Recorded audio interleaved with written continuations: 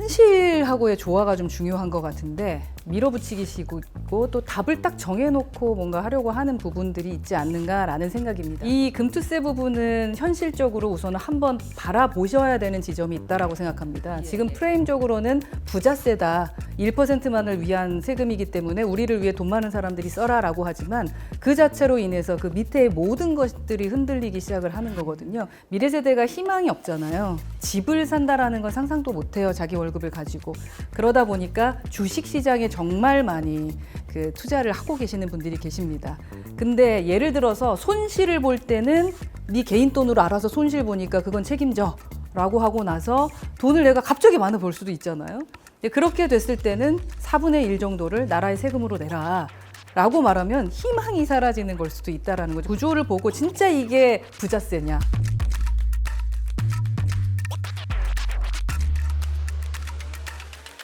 한 주간 정치권의 주요 흐름을 살펴보고 올바른 방향성을 제시하는 시간, 정치대학 16번째 클래스 문을 열도록 하겠습니다.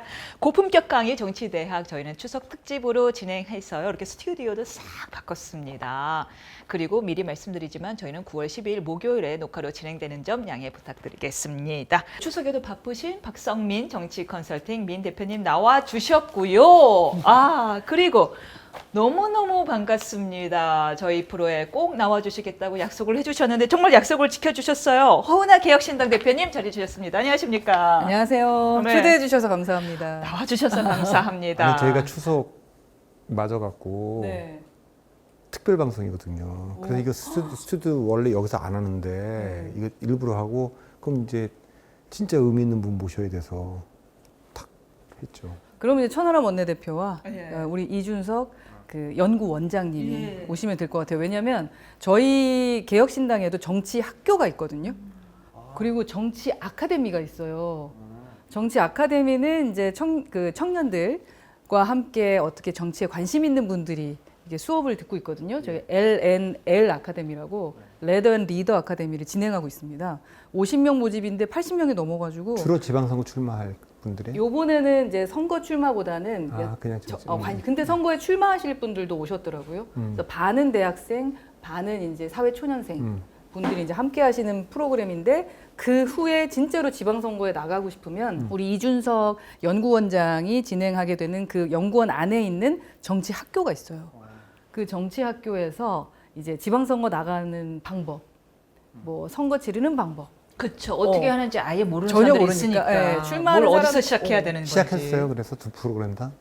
LNL은 시작을 했고 이제 그게 끝나야 이제 그거 진행되면 그 다음에 이제 정치학교가 되는 거죠. 그게 아마 내년 초에 1월 정도 그렇게 계획하고 있습니다. 그렇다면 이제 원장님이 오셔서 여기에 대해서 그 아카데미에 대한 결과를 설명하게 되면 또 지원 많은 청년 정치 지망생들이 또 올 수 있다라는 그렇죠. 말씀을 하시는 거죠. 그러니까 우리 네. 이준석 원장님, 이준석 의원님은 사실 청년이란 단어는 싫어해요. 그러니까 우리가 뭐 젊은 세대, 미래 세대를 대상으로 대학생들을 좀 이렇게 관리를 하겠다. 우리 이준석 연구원이 어떤 그 미래 세대의 진심이고 그래서 이제 목표를 이제 국감 지나고 나서부터는 이제 전국의 뭐 대학생들에게 좀 관심이 있어요. 셀럽이잖아요. 저는 이 프로그램하고 상당히 연결이 잘 된다고 생각해요. 아카데미도 있고 정치 아카데미, 정치 학교. 여긴 정치 그 졸업하신 대학. 분들이 정치대학으로 보냈어요. 그렇지. 졸업한 사람들이 딱 오면 되겠더라고요. 최고인데요? 예. 알겠습니다. 이 기운 얻어서요. 허은하 대표님과 함께 정치대학 16번째 클래스 본격적으로 시작하도록 하겠습니다. 저희가 지금 추석에 진행되고 있어서요. 추석 이슈를 안 할 수가 없는데 먼저 먹고 사는 문제 얘기 안 할 수가 없는데 지난 선거부터 이 물가가 굉장히 큰 화제였고 이슈였습니다. 또 역시나 금사과 등은 잡았으나 야채와 수산물 가격 등이 폭등을 했는데 와, 정부는 잡았다고 하고 우리는 너무 비싸고 이 괴리감 어떻게 해야 될까요? 허나 대표는 그 저기 괴리감이 느껴지세요? 가시죠. 시장을 가시죠. 예. 추석 때 직접. 요즘은 안 가시네. 이제 지금 이제 추석 방송일 테니까 아마 갔었을 겁니다. 저도 추석은 장은 직접 보거든요. 이제 이번에 그래서 저희 개혁신당에서는 추석 선물을 청과시장에 직접 가서 청과시장 그 과일, 그래서 우리나라 과일로 제사상에 올렸으면 좋겠다라는 의미에서 당직자들에게 이제 추석 선물을 줬었는데요. 그러니까 아무래도 제가 지금 이제 지역구가 영등포라서 영등포 시장을 또 가게 되는 것 같아요. 만만치 않아서 과일을 풍성하게 담고 싶은데 그게 잘 안 되는 거. 그때 좀 느끼죠. 왜냐하면 단가는 정해져 있고 저희가 선물로. 근데 그 안에 선물이 좀 과일이 좀 많이 담겼으면 좋겠는데 그래도 청과시장에서 그래도 예쁘게 그나마 좀 덜 부끄럽게 덜 미안하게 담기긴 했는데 물가가 많이 올랐구나. 근데 확실히 한국이 그런 것만 과일 말고도 고물가 사회로 진입을 한 것 같아요. 고비용 사회죠, 고비용 사회. 그 부분이 왜 정부가 생각하는 것과 우리가 느끼는 게 이렇게 다를까? 그리고 또 저희가 해외 또 많이 나가잖아요. 나가 보면은 과일값이 우리나라가 한 3배에서 4배 정도 더 비싸요. 그리고 뭐 특히 그 꼬리뼈 같은 경우도 우리가 곰국 끓여 먹는 꼬리뼈나 이런 것들도 뭐 거기는 활용을 안 해서 그렇겠지만 미국은 정말 뭐 1, 2불이면 살 수 있는데 우리나라 엄청 비싸고 여러 가지로 왜 이럴까라는 생각을 제가 국회에 있을 때 좀 해봤었는데 그게 제도적인 부분과 정책적인 정말 시스템이 변하지 않고서는 예를 들면 농수산물만 하더라도 뭐 유통 시스템 그리고 사실은 뭐 수입을 하게 되는 시스템 그다음에 뭐 개인만 하는 게 아니라 뭐 예를 들어 뭐 법인이 이 땅을 소유해서 이 농수산물을 키워낼 수 있는 시스템이 전혀 안 돼 있어요. 법적으로 다 불가합니다. 우리는 법인이 농지 소유가 불가능하죠. 네. 농업법인 아니고서는요. 그렇죠. 개인만이 가능하다 보니까요. 그러니까 여러 가지가 사실은 단가를 내리기 어려운 게 현실인데 또 현장에 계시는 노고민들에게 말씀을 여쭤봤어요. 제 개혁신당에 와서. 그래서 이 부분이 너무 궁금하니까 법인들에게 농지 그걸 풀어주는 거에 대해서 어떻게 생각하느냐 했을 때 농지 취득이 가능하도록. 근데 의외로 또 적극적으로 동의하시는 분들도 많으시더라고요. 근데 일반적으로 양당에서는 이게 표가 떨어지니까 특히 이제 지역구가 지역 호남이라던가 영남이신 분들이기 때문에 그 농수산물, 그러니까 농업을 하시는 분들이 유권자시잖아요. 그래서 건드리지 못하는데 저는 우선은 간담회든 대화를 하면서 어떻게 우리가 먹고 사는 문제에 대해서 본인들도 사실 수입을 좀 늘릴 수 있고 그리고 국민들 입장에서도 체감적으로 그래 외국하고 똑같하든 더 싸다든 아니면 조금 비싸지만 괜찮다라는 걸 좀 느낄 수 있게 만드는 것을 현장에서 토론 좀 많이 했으면 좋겠다라는 생각을 갖고 있습니다. 약간 아파트값 느낌이에요. 지난 정부에서 왜 저 시골에 있는 조그마한 집합 건물까지 다 포함해서 아파트값 별로 안 올랐어요 하는 것처럼 평균을 내버리잖아. 그런 것처럼 이번에도 국민들은 일단 식자재 값으로 우리 물가를 체감할 수밖에 없는데 나라는 참 모든 물가 이 볼펜값까지 포함을 해갖고는 별로 안 올랐는데 이러고 있으니 이 나라와 우리나라 물가가 조금 이제 그렇게 높지 않다고 얘기하는 거는 공공요금이 싸죠. 그러니까 뭐 물값 싸, 전기값, 뭐 교통 이거를 눌러놓기 때문에 이게 되는 거지.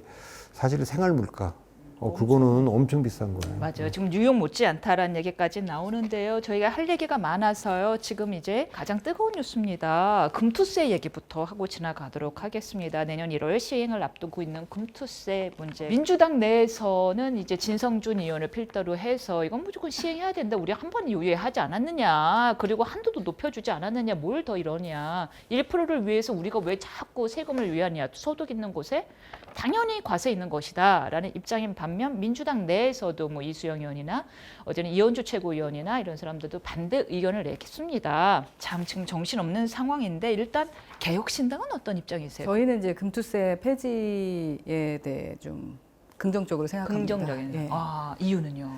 지금 모든 것이 이제 현실하고의 조화가 좀 중요한 것 같은데 밀어붙이기식이고 또 답을 딱 정해놓고 뭔가 하려고 하는 부분들이 있지 않는가라는 생각입니다. 그래서 저희가 야당이라고 해서 무조건 여당의 뭐 발목을 잡거나 그런 스타일은 아니고 또 이거를 얘기하다 보면 윤석열 대통령이 금투세 폐지를 론자이신 것 같더라고요. 갑자기 만변했냐, 국힘에 들어가려고 하냐 이런 말씀들 하시는데 그런 차원으로 저희는 현안을 바라보고 있지는 않다. 그렇게 우는 시선도 있어요? 너무 단편적이다. 그렇죠. 네. 근데 이 금투세 부분은 현실적으로 우선은 한번 바라보셔야 되는 지점이 있다라고 생각합니다. 지금 프레임적으로는 부자세다. 1%만을 위한 세금이기 때문에 우리를 위해 돈 많은 사람들이 써라라고 하지만 그 자체로 인해서 그 밑에 모든 것들이 흔들리기 시작을 하는 거거든요. 사실은 개미 투자자들도 금투세를 반대하고 있는 것이 사실입니다. 그게 왜냐하면 특히 또 이제 저희 정당은 미래 세대에 이제 관심이 많은데 미래 세대가 희망이 없잖아요. 집을 산다라는 건 상상도 못해요. 자기 월급을 가지고. 그러다 보니까 주식 시장에 정말 많이 그 투자를 하고 계시는 분들이 계십니다. 근데 예를 들어서 손실을 볼 때는 네 개인 돈으로 알아서 손실 보니까 그건 책임져 라고 하고 나서 돈을 내가 갑자기 많이 벌 수도 있잖아요. 근데 그렇게 됐을 때는 4분의 1 정도를 나라의 세금으로 내라 라고 말하면 희망이 사라지는 걸 수도 있다라는 거죠. 그렇게 그런 부분을 얘기하시는 또 주식 투자자분들도 계십니다. 그래서 저희는 뭐 이재명 대표도 유예 얘기하시더라고요. 저희 그 개혁신당 방문하셔서 제가 좀 금투세 여쭤봤을 때 얼마 전에 예방했죠. 네네네. 네네. 그래서 오. 그 왜냐면 현실적인 것도 네. 보고 뭐 이런 말씀을 하셨는데 예. 유예지만 저희는 원점에서부터 좀 다시 좀 생각해 봐야 되지 않냐. 구조를 좀 보자. 예, 구조를 보고 진짜 이게 부자세냐. 요 부분 생각하고 현실을 좀 파악하는 시간이 필요하다라고 근데 생각합니다. 요거는 조금 부연 설명하면 금투세는 우리가 이제 시행한 적이 없죠. 그러니까 뭐 폐지라기보다는 이제 시행을 안 하는 거지. 한번 유예가 된 건데, 그러니까 주식이나 채권이나 펀드나 파생상품에 대해서 연간 5천만 원 이상, 5천만 원의 이익이 나면 20%, 3억 이상을 벌면 25% 이렇게 걷기로 한 거예요. 근데 여기서 중요한 거는 원래 주식 거래세가 있죠. 거래세를 계속 줄여왔어요. 거래세를 줄이면서 금투세 도입을 전제로 줄여온 거예요. 그 상황에서 2023년에 하기로 한 거를 2년 유예를 한 거예요. 일체 유예를 한 거예요. 그래서 지금 2025년 1월 1일 지금 몇 개월 안 남았어요. 그때 하기로 돼 있는 건데 이걸 그대로 하자는 게 이제 그 민주당의 진성준 정책위 의장 생각이고 이재명 대표는 조금 기준을 올리자. 한 1억 정도로 5천만 원이 아니라 연간. 그럼 5년이면 5억 정도로 올리고 그리고 유예도 한번 좀 하자. 이렇게 한 번 더 하자. 뭐 이런 정도 입장이고 한동훈 대표나 국민의힘은 아예 이걸 하지 말자. 시행하지 말자. 하지 말자라는 건데 원점으로 모여가자. 논쟁점은 그거죠.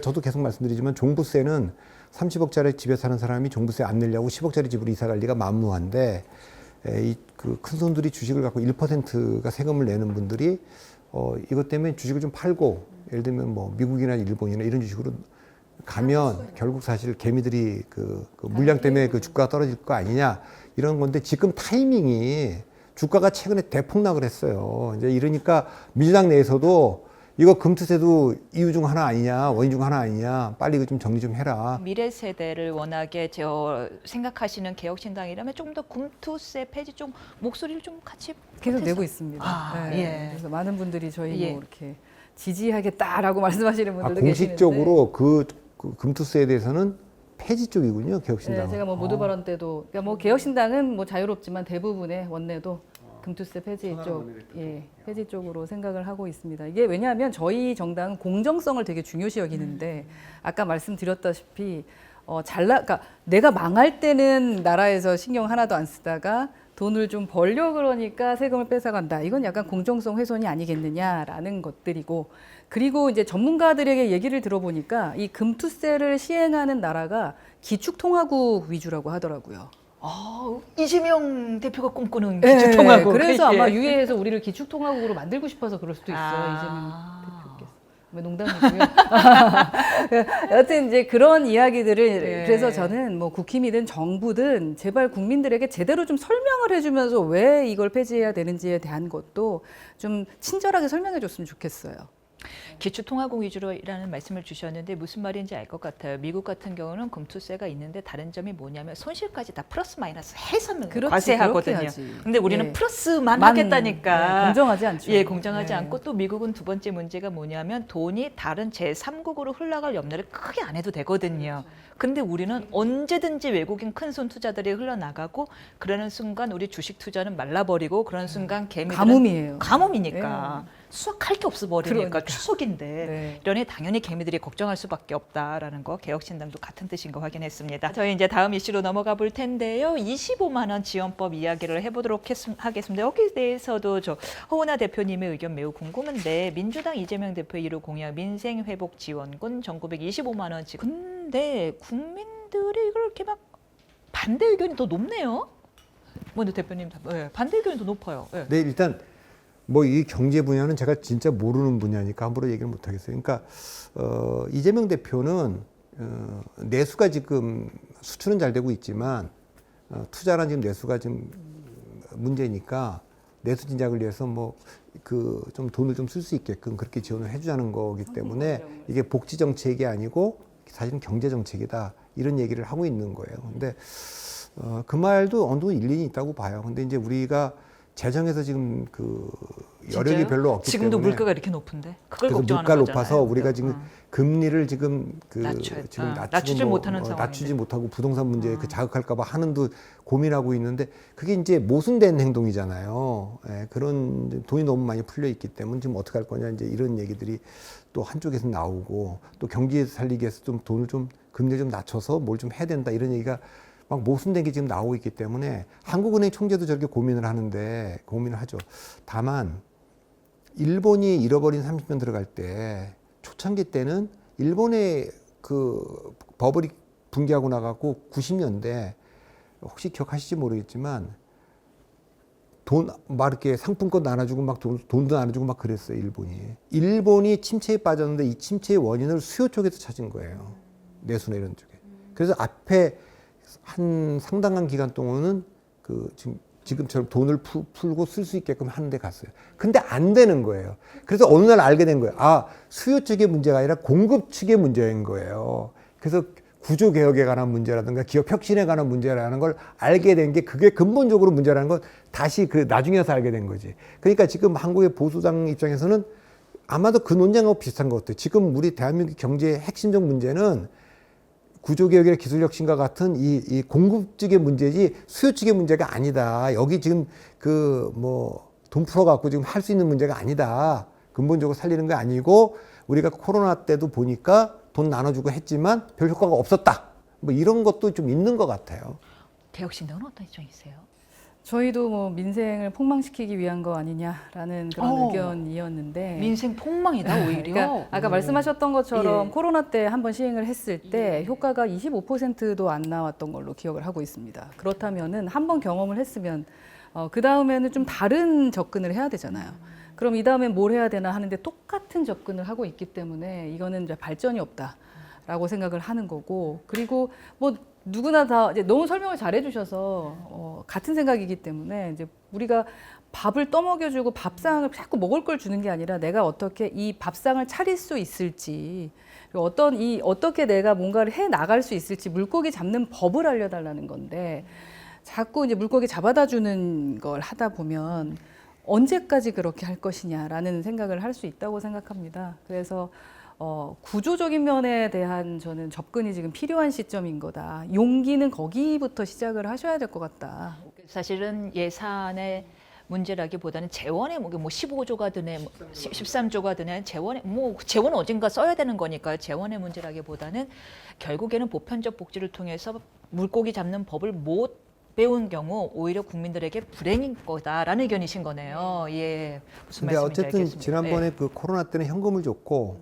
이번에는 이제 상품권이라고 그러니까 하죠. 약간 내가 설계 좀 달리 뭐가 한 다르죠? 거는 뭐가 다르죠? 지금 그 써야 될 돈이다 이거는 이거죠. 딱 가서 바로 써야 되는 거고 네, 딴 데 쓸 수가 없다 이제 이런 뜻일 텐데 어쨌든 지금 그래서 이제 그 이재명 대표도 그걸 계속 고집은 안 하고 좀 선별적으로 해도 좋다.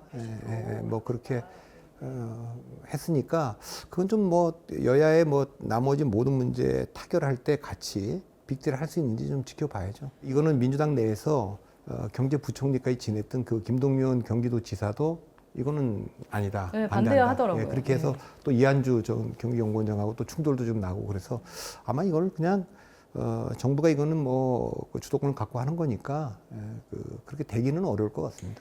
그러니까 민생이 어려우면 돈 쓸 땐 써야 돼요. 돈 쓸 땐 써야 되지만 이런 식은 아니다. 이런 식은 네. 아니다. 제대로 정말 제대로, 효과 있게 효과 있게. 쓰자라는 말씀을 주셨습니다.